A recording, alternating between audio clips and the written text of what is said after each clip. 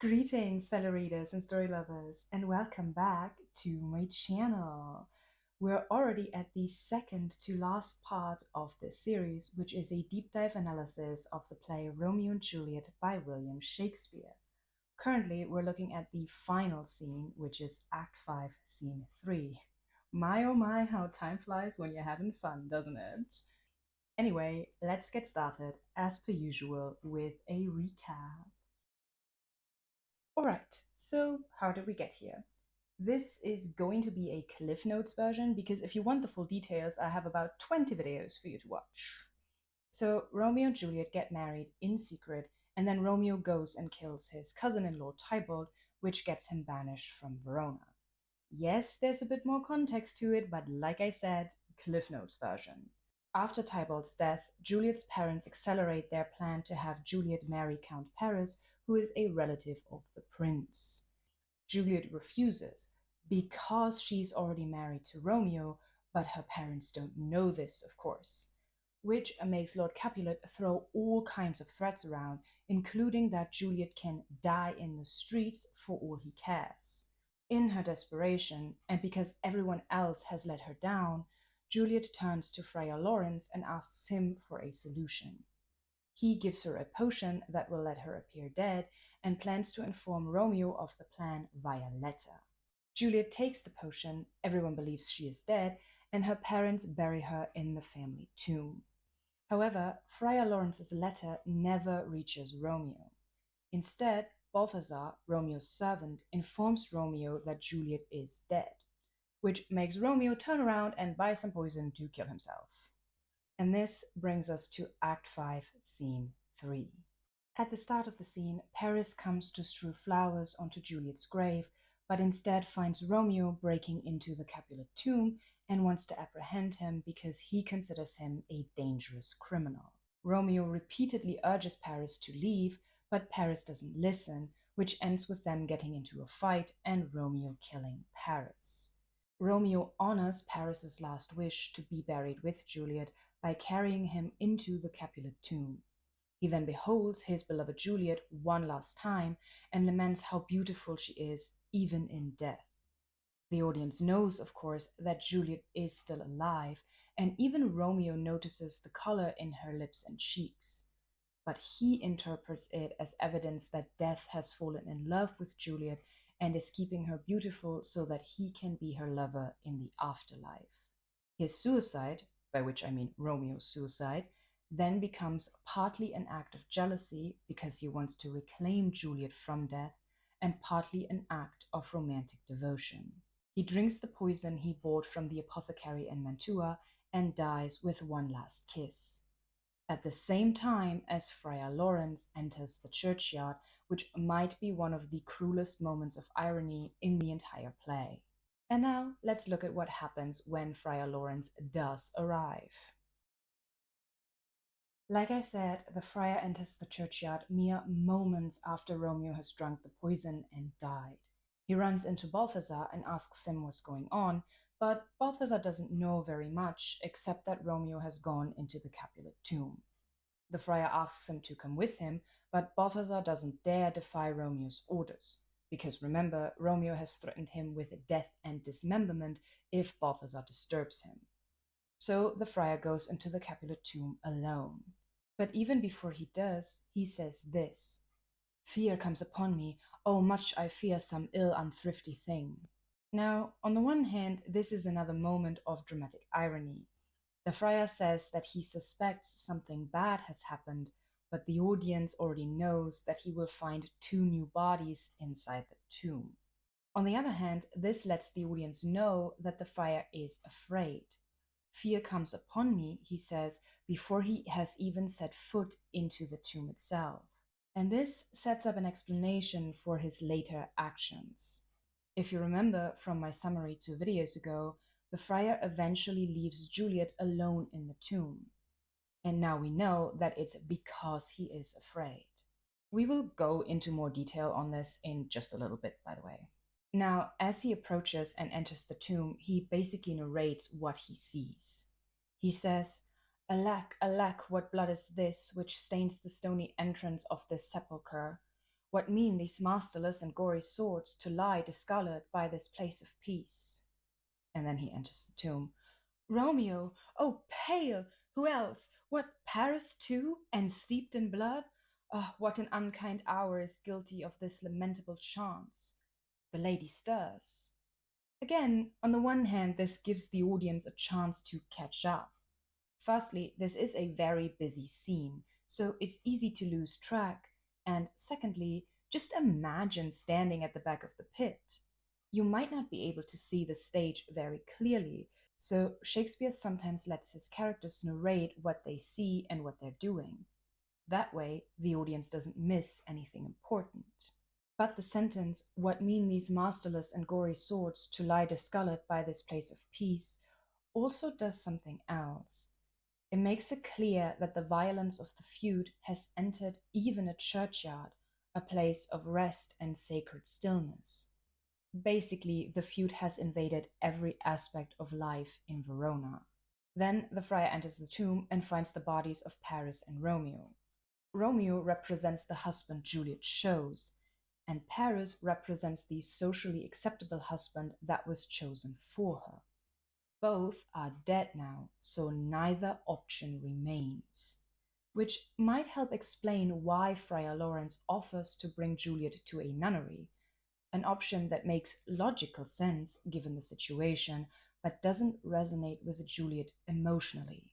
Again, we will talk more about this in a little bit. And lastly, he says that the unkind hour is guilty of this lamentable chance. In other words, he characterizes the hour itself as guilty, which shifts the blame away from the individuals and their choices and onto fate and circumstance. On the one hand, this fits the friar's role as a man of God and religion. He believes in a higher power and something guiding human affairs. But on the other hand, this begins a pattern of the friar framing the disaster as something caused by something outside of human control rather than by individual decisions. At this point, he doesn't know what exactly has happened, but it foreshadows the way he will later shift responsibility away from himself and his plan. Now let's look at what happens when Juliet wakes up, shall we? The first thing Juliet says when she wakes up is this: "O comfortable friar, where is my lord? I do remember well where I should be, and there I am. Where is my Romeo?" So immediately she asks for Romeo, twice even. The first time she says, "my lord," which is a Shakespearean way to refer to your husband. The second time she asks for Romeo by name. This is a stark reminder that Romeo was the whole point of the plan. The reason she faked her own death is so that she could be with Romeo.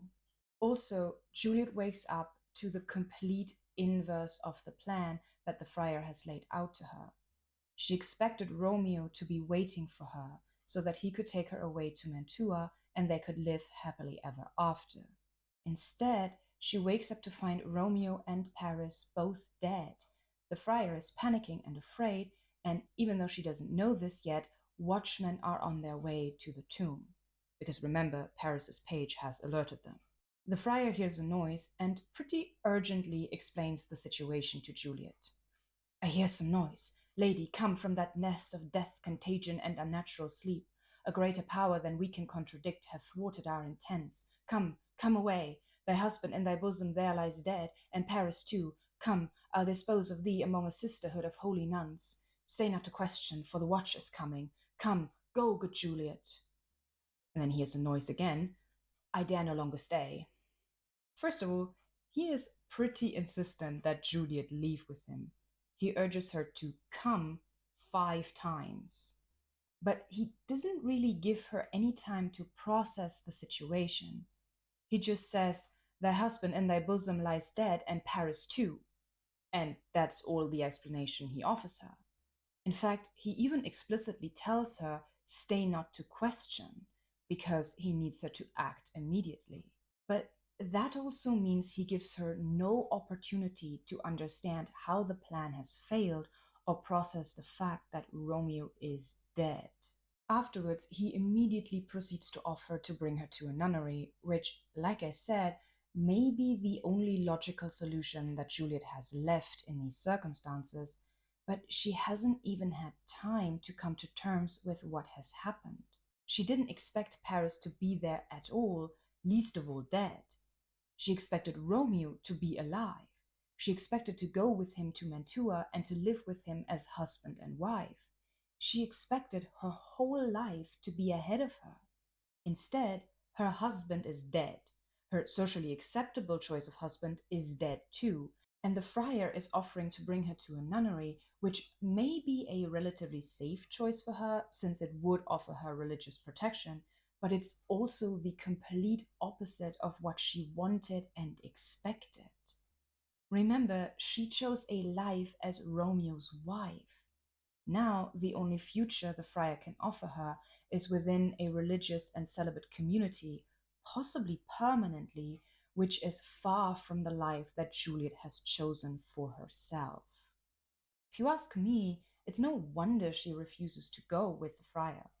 Also, I would like to draw your attention to this particular phrasing of the friars. A greater power than we can contradict hath thwarted our intents. Now, a greater power could refer to God, almost like the friar is saying that God has overruled their plan and there's nothing they could do. That's probably the most obvious explanation given the friar's role as, well, a friar. However, it could also be that the friar recognizes that the situation has moved beyond human control in general and that fate has reasserted itself. And like I said, it could be that the friar uses the excuse of a greater power intervening in order to hide the fact that his own scheme has failed, almost as though he's trying to shirk responsibility. Again, all of these interpretations are viable, and maybe you could let me know in the comments which one you think it is. Anyway, Juliet refuses to go with the friar, and when he hears another noise, he leaves without her. This is a highly debated course of action on the friar's part. Is he justified in leaving Juliet behind here? On the one hand, you could say that Juliet refuses, so short of grabbing her and taking her against her will, what was he supposed to do? We also know that he is afraid. He said so even before he's entered the tomb. And he reveals to Juliet that he knows the watch is coming. And with two fresh bodies in the tomb, he also knows that it doesn't look good for him. So his reaction could simply be human. However, I would like to reiterate that it is his scheme that went awry. Yes, Juliet agreed to his potion plan, but he came up with it. And it is his plan that depended on his letter reaching Romeo, which didn't happen. And that's the reason Romeo didn't know that Juliet wasn't really dead and killed himself as a result of this miscommunication. The friar doesn't have to take Juliet by force here. He could simply stay with her and face the consequences of his actions. And in doing so, he might well have prevented Juliet from killing herself, so at least someone would have survived this god awful situation. Then again, maybe Juliet surviving would have made Lord Montague less inclined to forgive his rival family after he's lost his only son and wife and their daughter is still alive, so who knows? Anyway, the fact of the matter is the friar leaves and Juliet is left alone in the tomb. Let's take a look at what happens then, shall we? After the friar has left, Juliet surveys the situation. Quite calmly, I might add. She says, "What's here? A cup closed in my true love's hand? Poison, I see, hath been his timeless end. O churl, drunk all, and left no friendly drop to help me after? I will kiss thy lips, haply some poison yet doth hang on them, to make me die with a restorative." First of all, she calls Romeo my true love, which immediately reinforces her understanding of their relationship. He's her husband and her true love.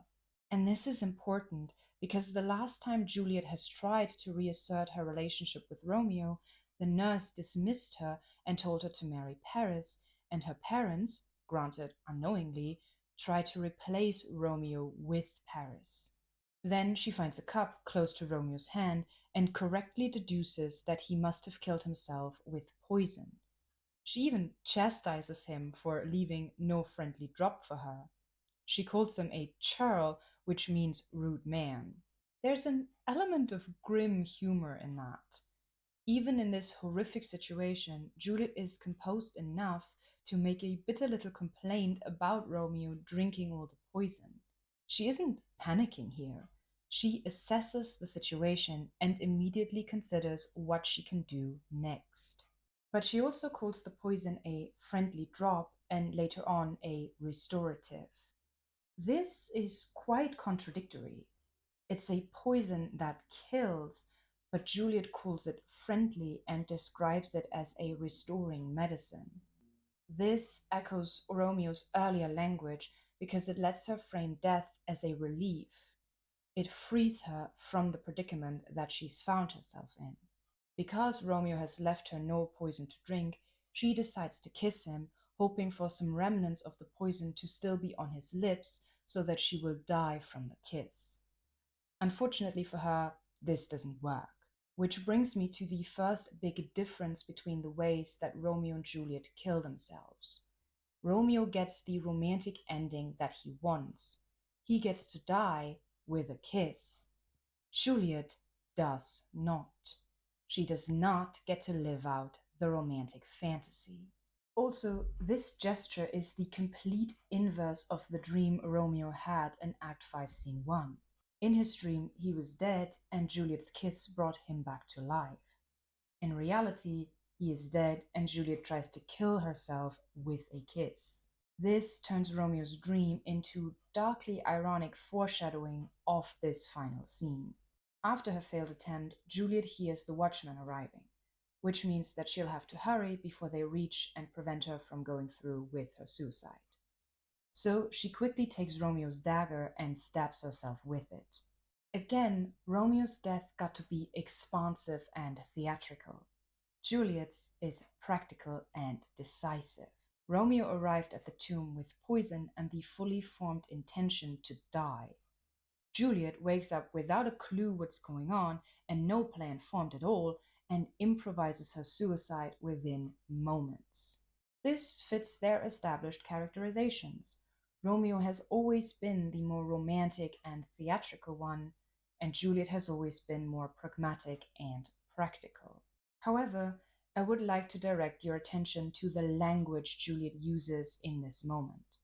Her final words are, "Oh, happy dagger, this is thy sheath," and she stabs herself. "There rust, and let me die." She calls the dagger happy, which once again frames her death as something positive, which, from her point of view, it is, of course, because it reunites her with Romeo. She also describes her body as the dagger's sheath and explicitly says that it should rust there, which makes her body the dagger's final resting place. There's also a somewhat sexual connotation here, made explicit by the fact that it is specifically Romeo's dagger that she uses to kill herself.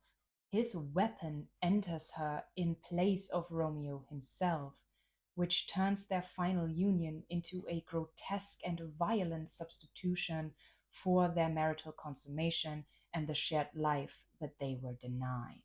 And finally, I would like to point out that the ways in which Romeo and Juliet die are diametrically opposed to their gender. Romeo, the man, the tragic hero, dies through drinking poison, which was considered a woman's way to die at the time. Poison was associated with cowardice and secretiveness, which was seen as womanly attributes. Dying from it was considered a little bit of an ignoble end. He also gets to be melodramatic, which was also seen as more of a woman's trait. Juliet, on the other hand, gets to stab herself with a dagger, which would have been considered a more honorable death, apart from the fact that it's a suicide. But dying through a weapon would have been considered more manly. She also gets to be calm, assertive, and pragmatic, which would have been considered more masculine traits. So, say what you will about Shakespeare being an old white man, but he understood reversing gender roles before we even fully understood what gender is. By the way, full credit to Pat Benzie, whose short on the subject inspired the section about Romeo and Juliet's death. I will link both his channel and the short in the description. And this brings us to the end of this week's video. So let's move into this video's conclusion. The friar arrives moments too late to change anything about the situation. Romeo has already killed Paris and himself. He enters the tomb already afraid and finds Romeo and Paris's bodies inside. Juliet wakes up to the complete inverse of what she was expecting. Romeo is dead, the friar is panicking, and watchmen are on their way. The life she was planning to have with Romeo in Mantua is no longer an option. The friar offers to bring her to a nunnery, but doesn't give her any space or time to process the situation she has woken up to. In a sense, he repeats the nurse's mistake. He offers a rational and practical solution to an emotional predicament. Juliet refuses, and he leaves her alone inside the tomb, a highly debated course of action that, for some people, changes the perception of the friar, who up until this point has mainly functioned as a voice of reason in this play. He is also the last figure of authority that fails Juliet. Alone in the tomb, Juliet makes the only decision she can live, or rather die, with, and kills herself. She first wants to drink poison from Romeo's cup, but he hasn't left her anything. Then she tries killing herself by kissing Romeo, but that doesn't work either, which finally brings her to Romeo's dagger, with which she stabs herself. This means that Romeo gets the lengthy theatrical death that he planned for himself, whereas Juliet has to improvise and make quick decisions about her suicide. Their means of dying deliberately contrast with their gender. Romeo kills himself with poison, which would have been considered a woman's way to die and a rather ignoble end. Juliet, on the other hand, gets to be calm and assertive and stabs herself with a weapon, which would have been considered more manly. The play's fatal chain of events has now reached its conclusion. Mercutio, Tybalt, Paris, Romeo, and Juliet are all dead. And yet, we still have about 170 lines to cover in which the surviving characters try to piece together what has happened. But that's going to be next video's subject. For now, this is me signing off. And her parents the fire with which she sepulcher? I think that's how it was pronounced. I completely forgot where that sentence was going. God, I hope I said his name right there. I have never heard that name said out loud, so I'm not sure how to pronounce Menzi. Thanks everyone for watching. If you enjoyed this video, please make sure to like, share, and comment down below.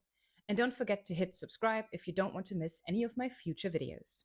I also have a Patreon that you can subscribe to, starting at as little as $2 a month, which gives you early access to any of my videos. Higher tiers include access to exclusive Patreon-only content and the chance to suggest books, plays, or poems for any future analysis.